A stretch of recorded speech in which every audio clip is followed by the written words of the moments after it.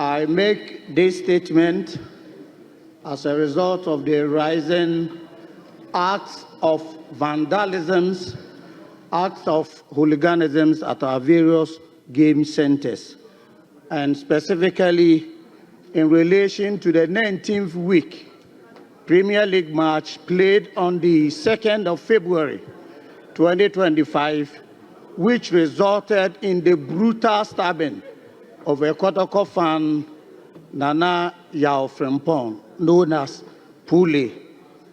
Mr. Speaker, football is a sport that unites us as a people. It is a game of passion. It brings joy to millions of people across our nation. However, when that passion is tainted by violence, it ceases to be the beautiful game we all love. The events that unfolded before, during, and after that Premier League game are not only despicable, but a stain on the integrity of Ghanaian football and on our national character.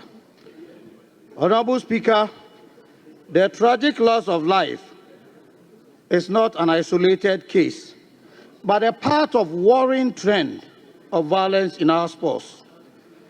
About 24 years ago, Mr. Speaker, as a young sports journalist myself, working at the Radio Windy Bay, I was in Accra Sports Stadium on that fateful day on the 9th of May 2001 to cover Kumasi Asante Kotoko Accra House of Folk Premier League game match.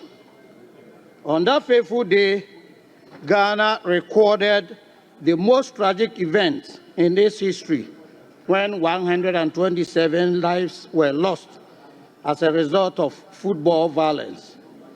Mr. Speaker, in the wake of this national calamity, the then President of the Republic, His Excellency John Adekum Kufuor, constituted a commission of inquiry, that's CI 34, to investigate the matter and make appropriate recommendations. Mr. Speaker, notwithstanding the far-reaching recommendations made to forestall future occurrences, football violence continues to plague the nation. Mr. Speaker, for example, Ghana were left dumbfounded when one of its topmost female referees, Teresa Bremensu, who was officiating in the 2019 Women Special Competition between prisons and Ampindakwa ladies, was beaten to pulp by the fans for what they claimed she failing to add extra time after the 90 minutes elapsed. Again in 2020, Mr. Speaker, we are aware of a Kotoko fan, Augustine Opon, who was shot in the eye when violence broke in the game against Kumasi Asante Kotoko and Brekum Chelsea. Also, just 2 years ago, my very good friend Edwin Aka, the general manager of Samatex FC, and other officials and players of Samatex FC were brutally assaulted in a Division 1 League match in Daboase in the game against Sky FC.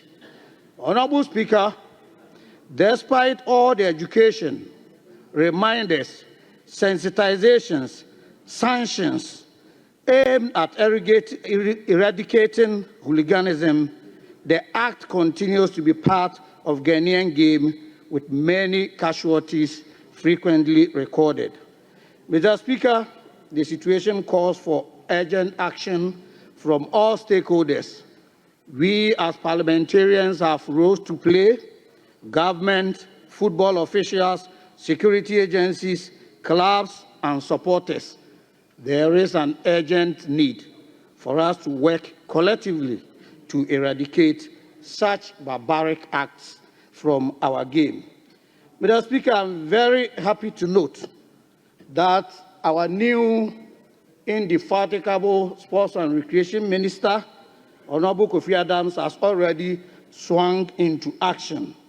In his first day in office, he met the officials of the Football Federation to fashion out a plan to prevent future occurrences of such barbaric incidents in our stadia.